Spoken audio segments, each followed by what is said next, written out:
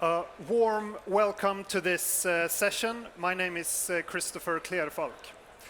This will be an in-depth conversation about the future of clinical trials with a focus on the possibilities with a decentralized approach. We'll talk about the tools, the challenges, and the possibilities. And towards the end, we'll also dive into a real case study using these tools. We'll meet experts from Link Medical, Nordic full-service CRO, Viedoc Technologies, an eSolutions tech company with the aim to provide engaging software that modernize clinical research. AlzeCure Pharma, a Swedish pharmaceutical company that developed drug therapies for the treatment of diseases and conditions in the central nervous system. AlzeCure is currently working with Link Medical and Viedoc on a pilot study for neuropathic pain where decentralized tools are being used. To be able to dig into this topic of today, we of course have a panel of experts. We have Gunnar Danielsson, Senior Regulatory Advisor at Link Medical and a former GCP inspector. Märta Segerdahl, Chief Medical Officer at AlzeCure Pharma. Hedda Magnusson, Director Clinical Operations at Link Medical. And Henrik Blombergsson, Co-founder and COO of Viedoc Technologies. But before we start, I have two questions for you guys in the audience. We'll do this the ancient Greek version of Mentimeter by raising hands. So, you are all now the CEO of a fast-growing biotech company with an awesome pipeline. Would you consider running your trial using a decentralized approach? Hands up for yes. Someone really engaging over there. Perfect. And my second question, would you, as an individual being a research subject, say patient, prefer a decentralized or centralized approach? Hands up for decentralized. Again, the corner over there, really. Okay, so Gunnar, maybe we should start by setting the scene. Please explain to us the chain of events, or say the clinical trial cascade, when conducting a clinical trial. I will do my best in doing that one. When you conduct a clinical trial, there's a cascade of activities that you have to perform to do that one, ranging from doing the protocol, application to the authorities, compiling the documentations, to see the patients, and handling the data, analyzing and reporting. And currently at this stage, the 90% of that one is already done electronically, with one single important exception, and that is how we treat the patients. We still are old-fashioned that the patient has to attend the clinic, and we're doing the assessments, identification, consent, etc., at the clinic. And the whole idea about decentralized study, or digital studies for that matter, is to ensure that we actually that we don't go to the clinic to do all these assessments, but we actually use electronic systems, whether it be applications, electronic medical devices, or any other electronic system, so the patient don't have to attend the clinic. And do you see a trend of going to more and more digital solutions in clinical trials? Oh yes, definitely. I mean, there are so many medical devices today where you can do assessment that is working in a clinical trial, whether it be glucometers or Apple Watches or any other devices that can actually be very, very useful of collecting data remotely outside the clinic. Yeah. Do you see any issues that can occur around identification of the subject with a digital approach? The main concern that has been raised is, how do you know that you're talking to the right patient? How do you know that you're actually talking to Mr. C and so? And the answer is, I mean, look at what is happening in normal clinical trials today, or clinical settings. You have the web-based doctors, and so how do they ensure that is? You show them an identification card on the web. You do the same thing in a clinical trial. But of course you have to be very, very certain and very, very careful that you actually know what patient you're talking about, or what person you're talking about. Are there also some circumstances in the inclusion phase that it's harder to find the right patients for a study? It depends on the disease, of course. Certain diseases you can very easily identify by a questionnaire or anything like that. Other diseases you need an X-ray or an ECG or a laboratory. And of course you can't do that digitally or electronically. You have to go to some sort of healthcare settings to do that one. But I don't think so. I said this is the way we're going to work in the future. This is what we work already today. So it's just a question of transferring the clinical setting, the way we work, into clinical research. There's nothing strange with that. It's not rocket science. But it must be interesting and intriguing to have the longitudinal aspect that you have followed this sort of market and branch for a couple of years and see the changes over time. Couple of years, to say the least. and how I've been working with clinical trials for the last almost 50 years. Ooh, I'm getting old. A couple. And it's been an enormous change. Yeah. And mostly for the better. Yeah. The biggest problem that we've had in clinical research is the over-interpretation of regulations that has made it so bureaucratic and so complicated unnecessarily. So if we can go back to basics of identifying the patients, treating the patients and assessing the patients, great. Why are we doing the rest that we don't need? And how are the authorities' approach towards all these sort of new aspects of decentralized studies? Are they following, or how has the dialogue been the past 10 years? I would say that they're not even following. They are actually the front runners. Both FDA and EMA has very clearly stated that they support decentralized studies, remote studies in every aspect. Of course, you can never make any change to patient safety and the quality of the data. But if you can fulfill these criteria, they are very, very supportive. And they publish papers on that one, so everybody is aware of the support. The biggest problem is actually the big pharmaceutical industry. That is a conservative people that just in case we better do it the other way around. And they also have quite big internal regulations and legal aspects and compliance things. I know that American lawyers are not the best ones to do clinical trials, but the rest of the panel, do you share Gunnar's view of the authorities' approach to decentralized studies? Yeah, I would say that we do. In one way, they are very positive to using these new features and new tools to make it more efficient and also easier to conduct and participate in clinical trials. But for, of course, obvious reasons, you have to also make sure that you certify that you have the right persons, that their data is protected, and that it's safe also from the digital and decentralized perspective.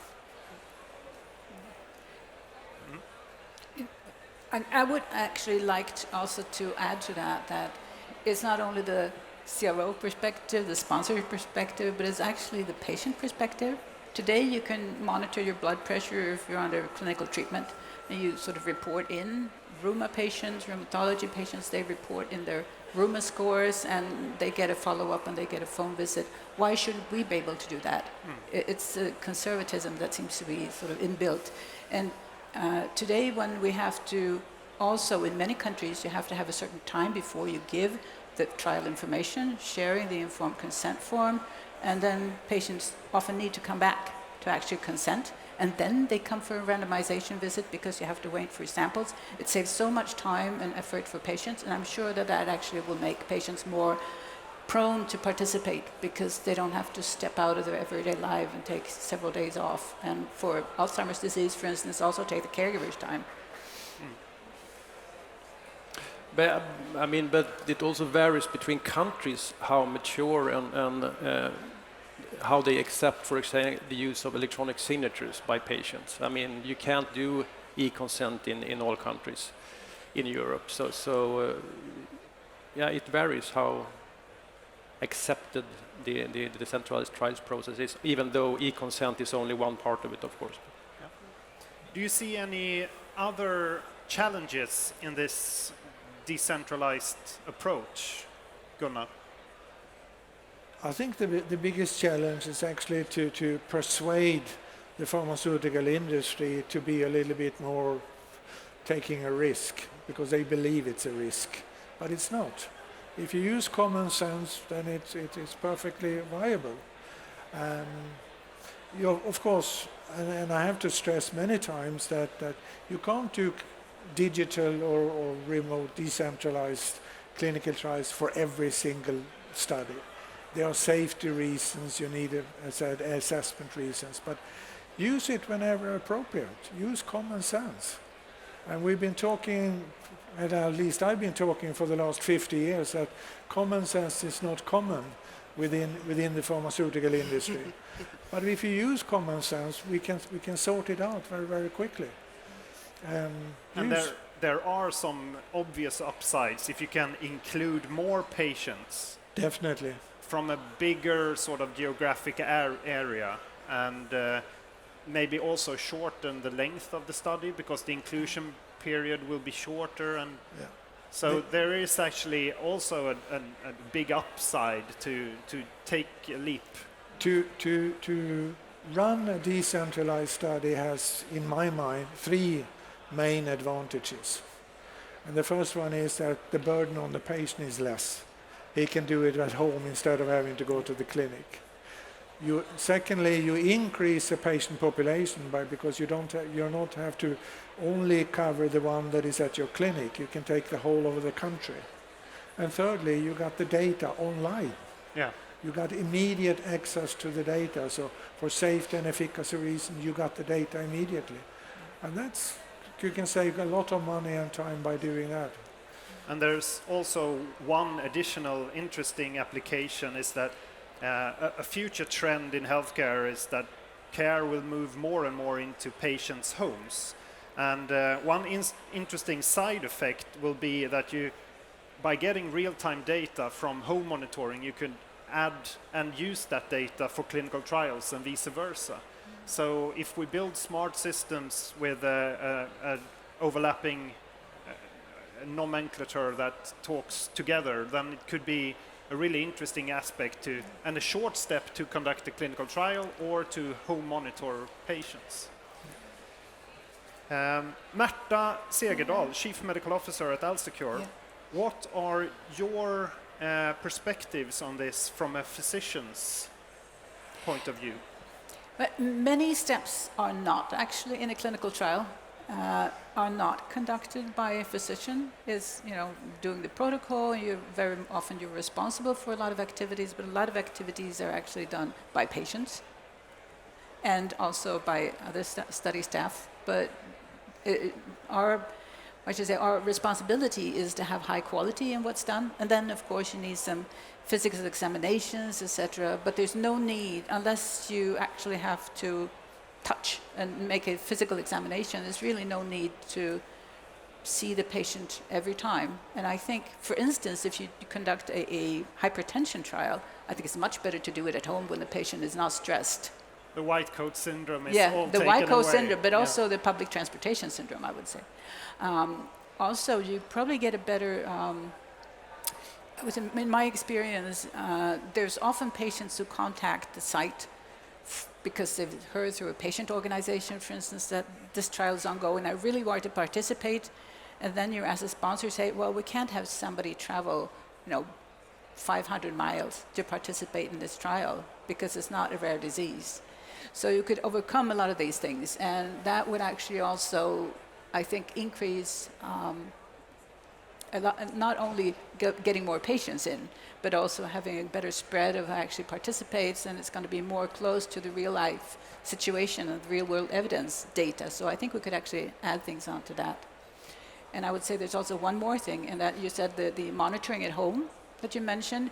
A lot of endpoints that are difficult to fulfill in many clinical trials, many indications, are, especially for regulatory purposes, is for approvals, is that you have to functional endpoint. But what is a functional endpoint? Is it that you remember that you did actually walk that far? For instance, if you have an assessment that's ongoing at home, you actually, as Gunnar mentioned, you will get the data at hand. And that could actually be more, or should I say, more patient-centric and more realistic. Yeah. So I think it would help at all stages, actually. I actually come to think of a case where I've built so that 50 HVB homes in Sweden, me and my colleagues have built so that they will get psychiatrists online. And these are young people that actually have a better relationship with their physician digitally than actually going, since it's a psychiatric sort of diagnose spectrum. And that could also be an aspect that you could, sometimes, do you share that vision that sometimes a digital physician meeting with a patient could even be more efficient? Yeah. Absolutely. I mean, that could actually be the case. And there's these psychiatric indications where patients have problems getting out the door. If they have an OCD, for instance, they have difficulties getting out the door, but they're pretty easy. They hook up online. So, and I know that from clinical colleagues in psychiatry that they've been doing that during the pandemic, and it's been working extremely well, even though people have not been feeling well. It was easier to help them out, Yeah. which I think is a great thing. And the young population are so sort of used to using a screen and talk to a screen as well. So, and they will become old one day as well. So, Märta, how do you see this approach being the way forward? If you look some way in the future.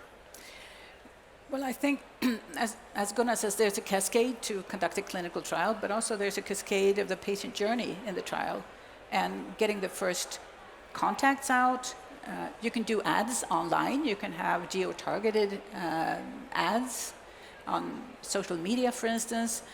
Turns out that actually a lot of people like reading paper, holding the paper and reading it, and that sort of may actually get you a better selection of patients, because when you have a lot of patients engaging, you also need to select, because a lot of patients want help, especially if it's indications or diseases where you have symptoms, subjective symptoms. Many you don't, but many you do. And for those, you need a step to actually select where you have patients go to the next step, and that's where we have been working together. And then having all these steps from having an interest to actually fulfilling criteria so that they consent, and then doing the investigations, examinations you need to do to have them join and to enroll them actually and randomize.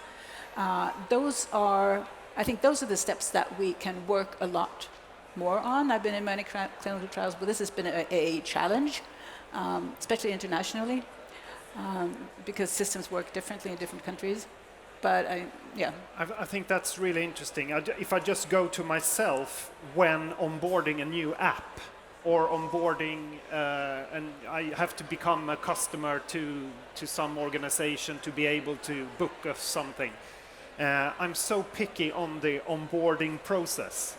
And I think there's a lot to learn from the tech companies that are really sort of experts on onboarding, that have made it extremely easy to onboard. Yeah. But we should not forget The that it's Helsinki not, Declaration. but the sponsor and the CRO and the patients, those are three actors, but we shouldn't forget the site, the clinical site that actually are the staff taking care of the patient, entering the data, collecting the data. They are collecting the data even though we are sort of hosting the data, and they are the ones responsible for the integrity of the patient, etc. They also have to be on board, get proper training. So we shouldn't forget that step, because that is if you get overwhelmed by 200 phone calls in a week, it's easy to not lose faith and lose patience on all sides. And maybe the clinic as is has a lot to do, other stuff to do. So the admin part will be interesting to hear Henrik's view on that, how important it is to make a system easy to work with. Hedda Magnusson, project lead at Link Medical, involved with the AlzeCure pilot study. Hedda, please tell us how this pilot started. What was the first spark to initiate this clinical trial? Yeah, so this pilot study we are running together with AlzeCure and Viedoc. It started roughly a year ago. And during that first meeting that I had with the site and the main investigator, they expressed an interest in using digitalized tools and to be able to do some remote activities.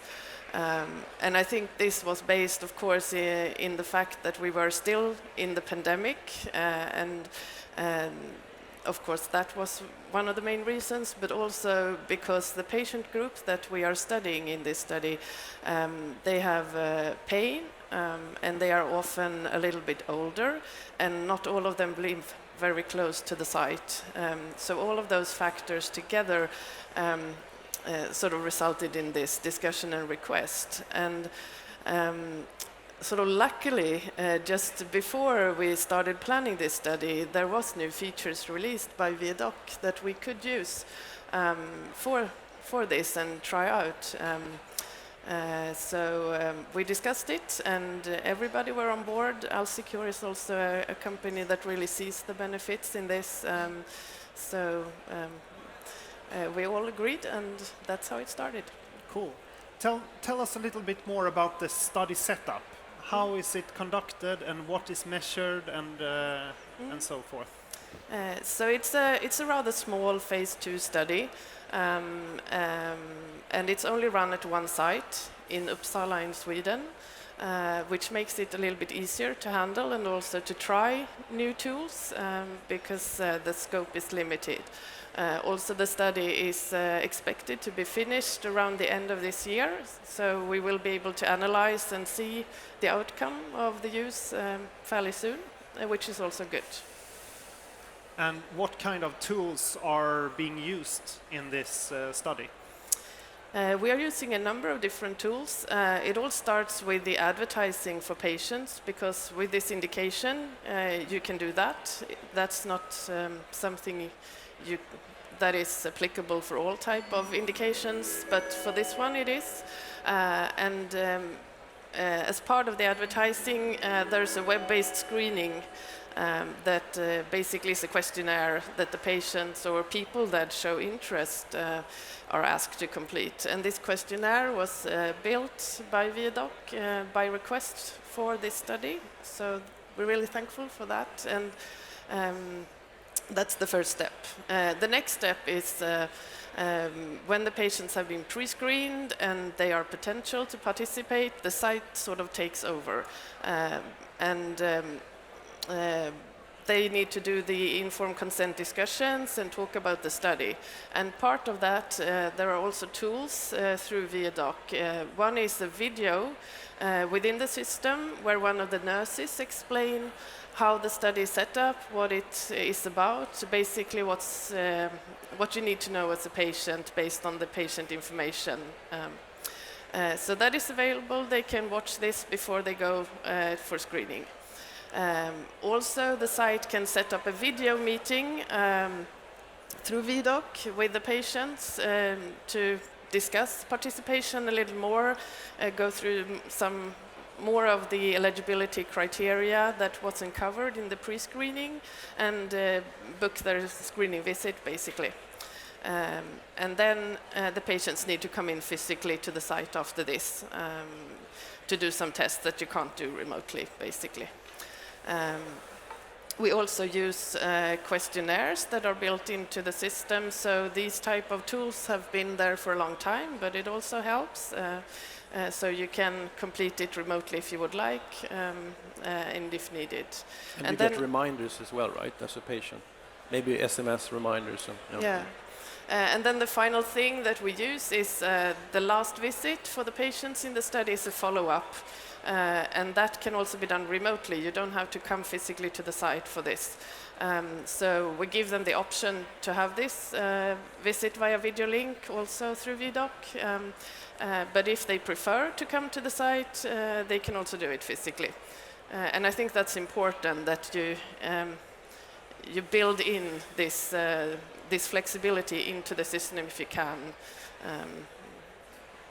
I know the study is not sort of fully run yet, but have you any sort of measurements or feelings about how the study subjects, the patients, have experienced this study?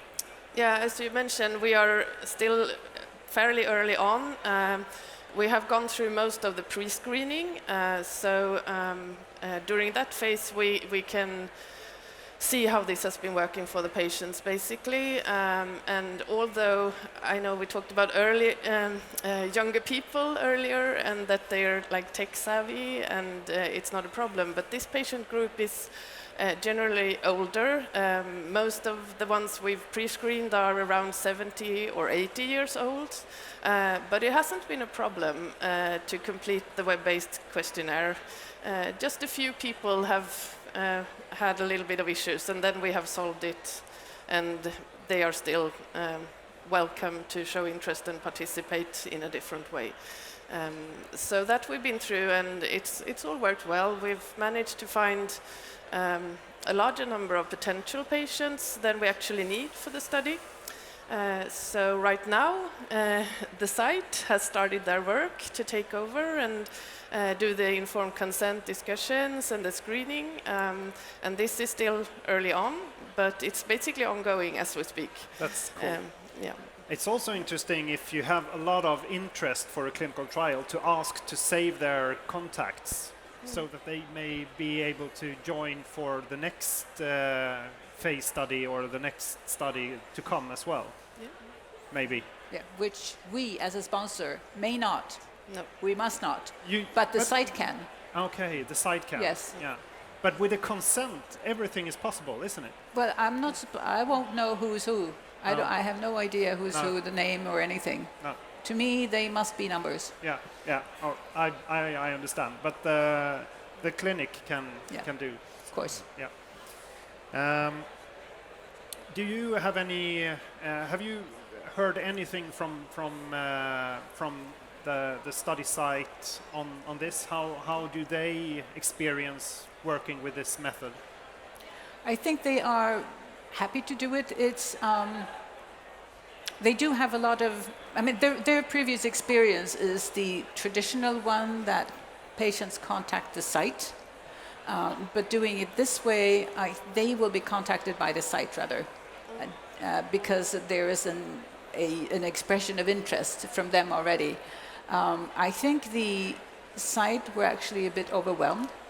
I've been doing this type of onboarding in other companies and in other trials before, but I think the site were actually quite overwhelmed, and I think it's So how many at the site have been working with this? Is it 1 or 2 research nurses? Or? 2 nurses and then 1 or 2 doctors that have been involved, and I think that should be enough for the size of the trial that we have. Yep. And that's quite normal for one site, but on the other hand, they're going to recruit all of the patients. So. Yeah. Yeah, I think what we have to remember is that in this case we have an academic site at a university hospital. They have a lot of other things to do as well, and it's the first time basically that they try these type of activities and tools. So of course they're going to need some additional support and training, and there we work together mainly from us, from Link and with Viedoc, to make sure that they know how to proceed and what to do. But it's a good learning for everybody, I would say. And if it would have been maybe a private clinic that only performs clinical trials, it could have been a little bit easier or different, but that's not for certain. No, that is not my experience, I No? should tell you. No? No, it's not. No? It's pretty much the same situation, I would say, in the private clinic and in an academic setting. Especially, I mean, this is a very experienced academic site. But I think it's the same. But they really appreciate that they don't have to go out and look for patients. Yeah. That's very good.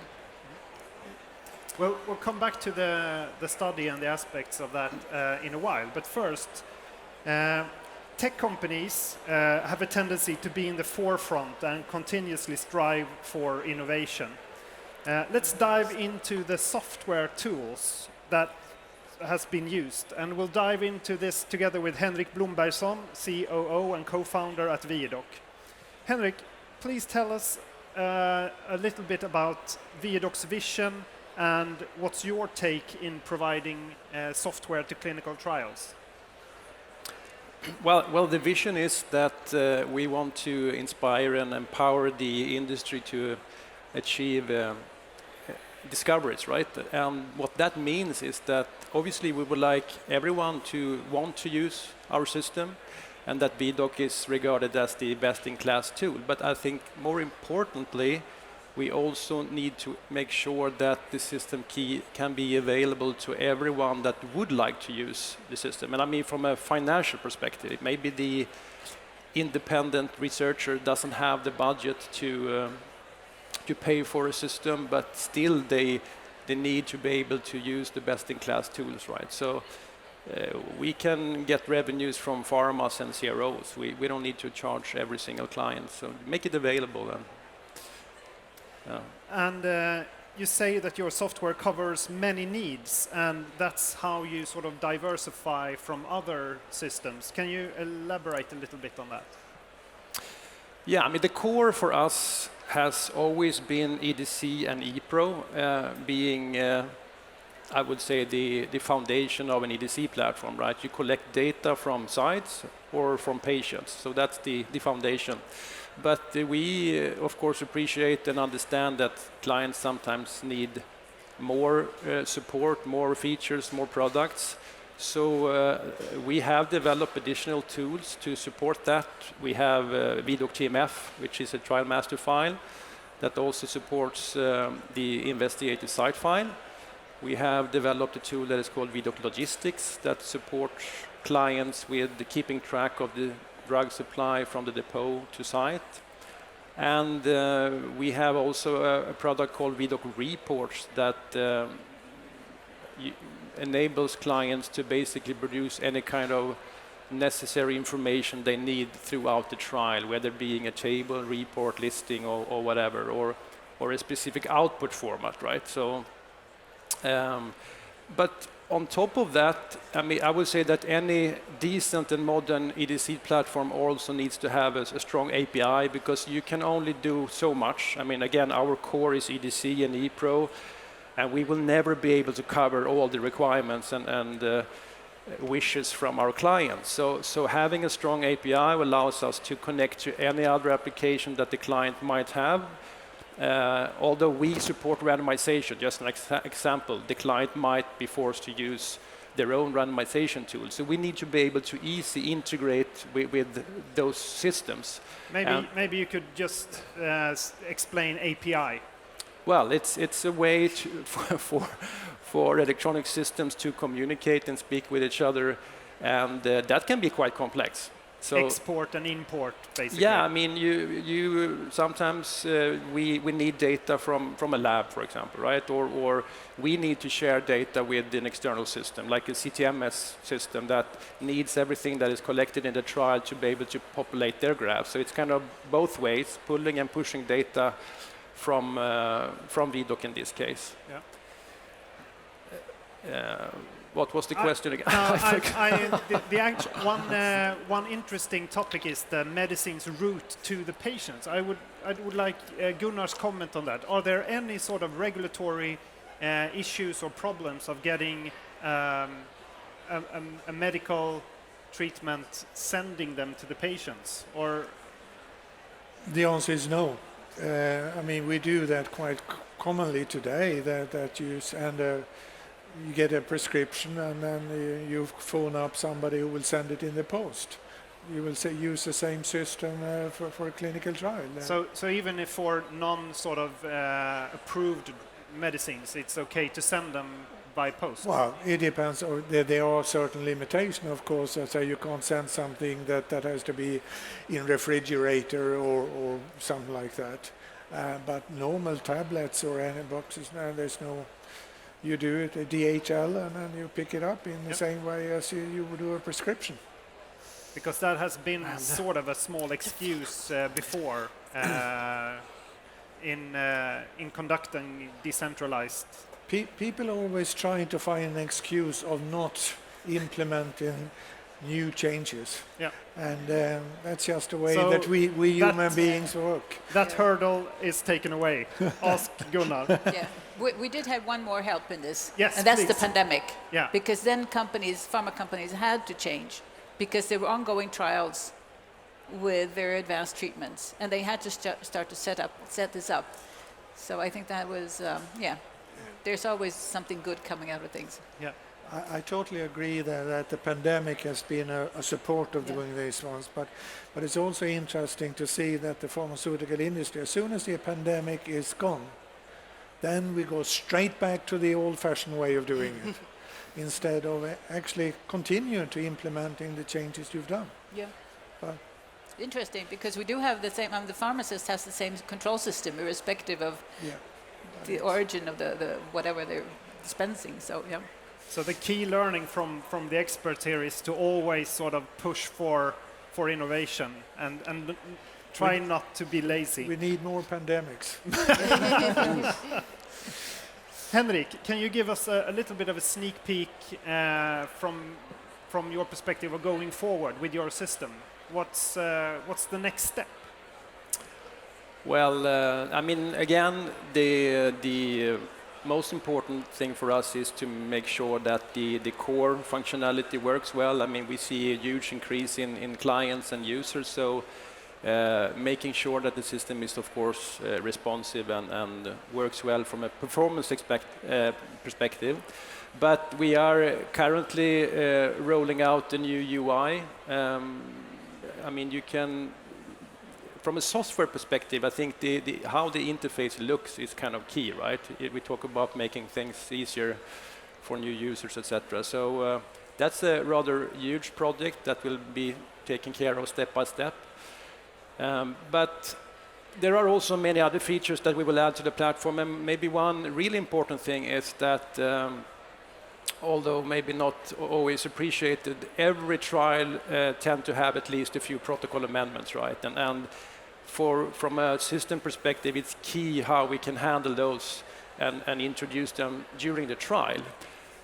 So we realized that we need to support our clients in a better way to foresee the impact of a design update during the trials. So whenever you do a configuration update and want to push that to the site, you need to understand the impact. So kind of an impact assessment support system, because sometimes by design you will break signatures of data that already been signed. You might break a lot of SDV, so the monitors will not be really happy if they see that thousands of forms kind of have lost their SDV, but depending on the change, that might actually be correct action from the system. So we need to support clients in understanding that if I push this design to the sites, this will actually happen before they publish it. So they can then see, okay, do I really want to do all of these updates, or are all of them necessary?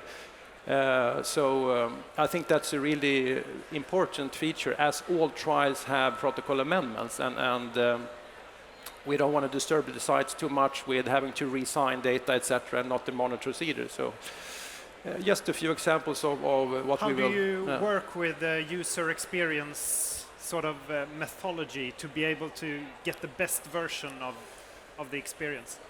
Well, I mean, design has been key for us since day one, I would say, and I mean, I think we are quite good in-house, but we of course listen to clients, and we do test promotions, etc., and work with experts as well. So I think that there is still a lot to do there, but I think making sure that you have an up-to-date interface is kind of key.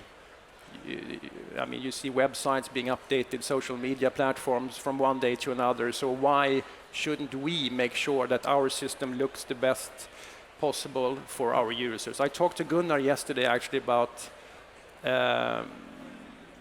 changes in a platform and the impact, because many of our clients are afraid of these changes, right? Because they think they have to retrain their sites or maybe the patients. And I just wanted to know from a regulatory perspective, I mean, what are there any guidelines there? But I think in general, if you kind of make sure that you don't change too much, or then it should be fine. I think one huge benefit that you've had during your development over the years is that you've always worked with real customers. Yeah. And had some people build the software and they build the Ferrari in the garage, and when they drive it out, it lacks wheels. But you have built it together with customers, and I think that's one of the keys to your success. In a minute, I will ask if there are any questions from the audience, but first I will give Hedda a new chair.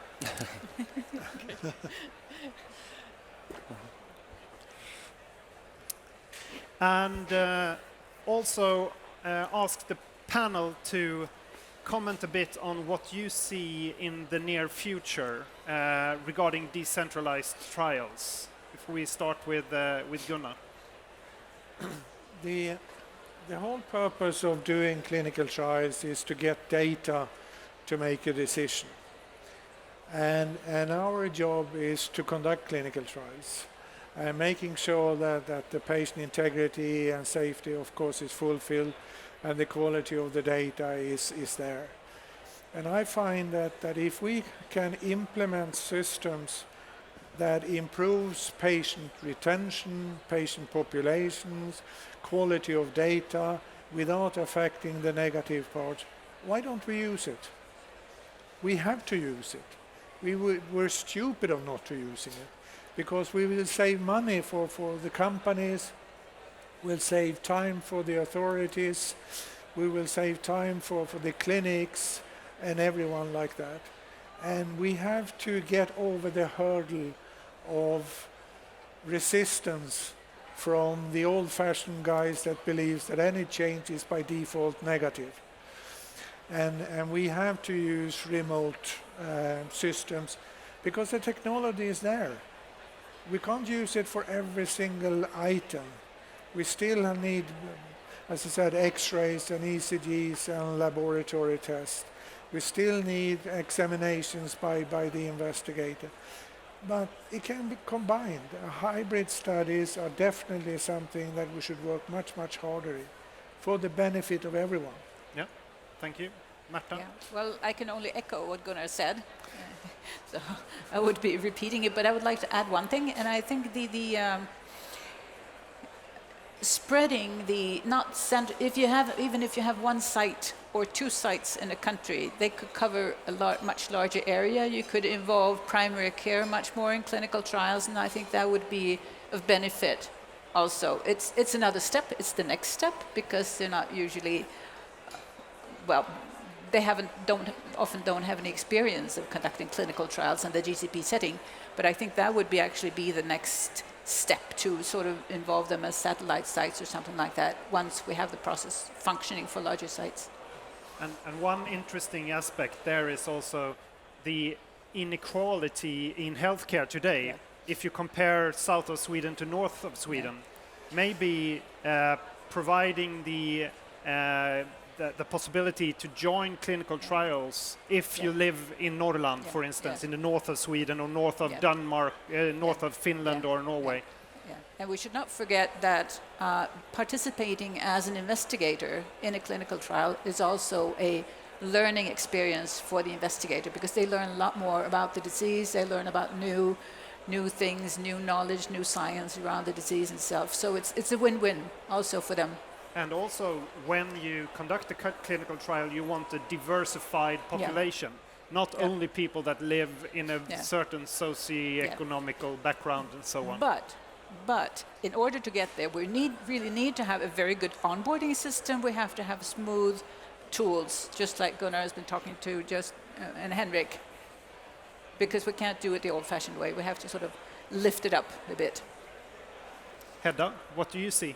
Yeah, it's difficult to add much more after these two. I can only agree, and I think that for any clinical study you're about to start, you should consider what type of decentralized activities and tools you can and should use to make it as efficient and smooth for everybody as you can.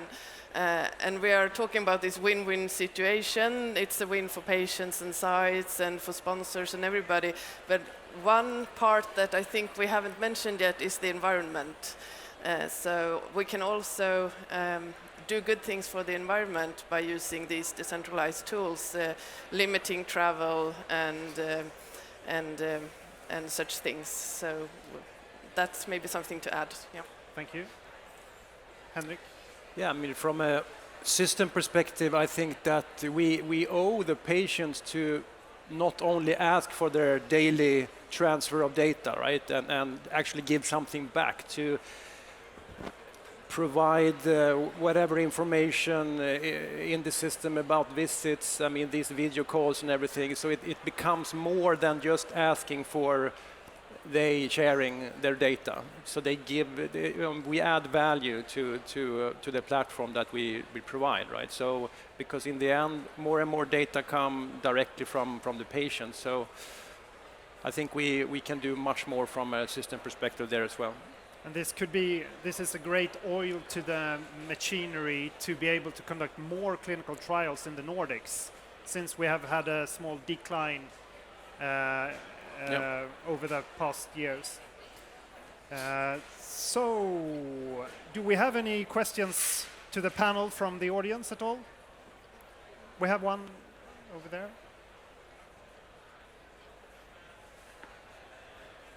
Hello, I'm Mia Bengström. I work for the Pharma Industry Association in Finland. And as always, I like Gunnar's way of thinking and the common sense. I've been working towards that for only 40 years, and it doesn't look good. I think that for pharma, the problem is the US legal system and the power of the lawyers wherever. I obviously work more with the lawyers outside pharma, and that creates the issues. So from the panel, especially Gunnar, how can we get towards common sense and get down the development costs? When I started at Astra, it was 500 million Swedish crowns. Now it's $3 billion US dollars. I mean, it's crazy. So please. Thank you, Mia. Unfortunately, common sense among the American lawyers is not common in many respects. In the old days, patient information was not allowed to be more than 2 pages because the ethics committee regarded it too much for the patient to read. Then the American lawyers got involved in that one, and suddenly it's 20 pages. and nobody ever reads it. But you can actually persuade it and saying that if you use electronic system, you can improve, say for example, the patient information in such a way you can make videos, you can make cartoons, you can make slides, you can do a lot of things to improve that one. But I don't know, I mean, how... It's a very nice book somewhere that I read saying that against your stupidity, even the gods fight in vain.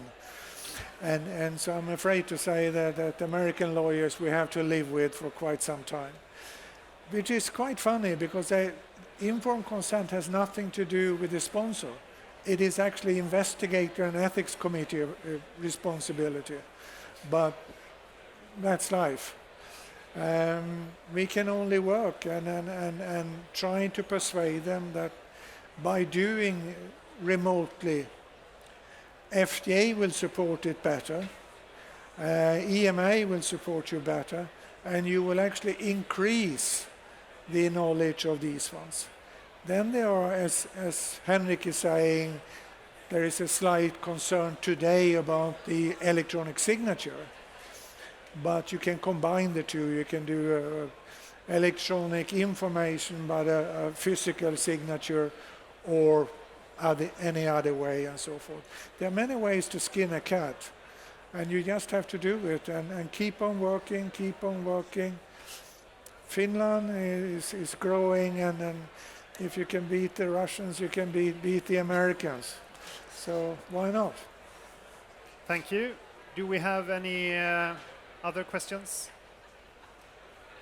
Hi, my name is Eva Lindqvist. I work for Thread Research. We're an end-to-end DCT platform allowing execution of decentralized studies globally. One thing that we struggle a lot with our customers is that we get finalized protocols when they come to us that are already written and done, thinking they can apply technology from us directly onto the protocol the way it's designed. And that's a huge challenge for DCT because we need to actually engage early. DCT is a methodology, a strategy, and it needs to be built into the protocol. So there's this misconception among pharma companies and sponsors that you can just add on the technology. And I'm curious to hear from AlzeCure if you had the DCT strategy in mind when you delivered your protocol to Link and Viedoc, or if you had to actually restructure it. First I need to see if I actually understand your question correctly, but I can see your point. I've been working in big pharma many years, mid-sized, and also biotechs, and I'm also a very experienced investigator. So I still have the clinical investigator eye in mind when I set up the protocol. And I think it's important. And you can get that information actually from your PI, for instance, and you have to keep that in place.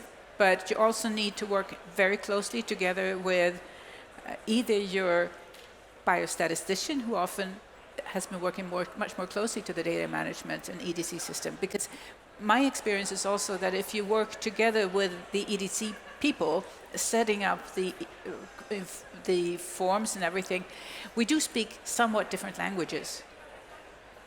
And we don't always understand each other. So for me, it's easier to talk to a statistician who then has less difficulty in talking to the EDC people, right or wrong. I think the question was, did you aim for a DCT from the beginning, or did it just turn out to be a DCT? Okay, sorry, I lost you there. No, I think we didn't aim for it from the start, but it came during the protocol development, actually, because we started out talking to Link Medical at an early stage. Yeah. So it's actually started during the RFP process, I would say. Yeah. So I can maybe just add a little bit to that. As Märta said, we were fairly early involved as a CRO, and as I mentioned, it came up with the first discussions with the site that this was something they wanted. And then while writing the protocol and planning for the study, we could make sure that these tools could be used and built into the whole setup of the project. Yeah. But I think we have... I could add one very short thing, and that it helps that you have a flexible system, because I've been working, I have the experience of having data going in and out of the database for visualization, etc., before with Viedoc. So I knew there were possibilities to do this, and I've had the experience of working during the pandemic, having to change from the old fashions, and that helps, I think, and it also helps you think of this very early on in the process. Thank you. As a final goodie bag, I have a small challenge to you all. When you're about to set up a new clinical trial in the future, please implement in your method to ask yourself, can this be done in a new, smart way? Find the lowest hanging fruit, pick it, and think, I got a star in Kristofer's challenge. Thank you all for this session. A warm round of applause to the panel. And do not hesitate to come and chat with us during the conference. And the link booth is just around the corner, and you will find the colleagues there. Thank you all, and have a nice conference.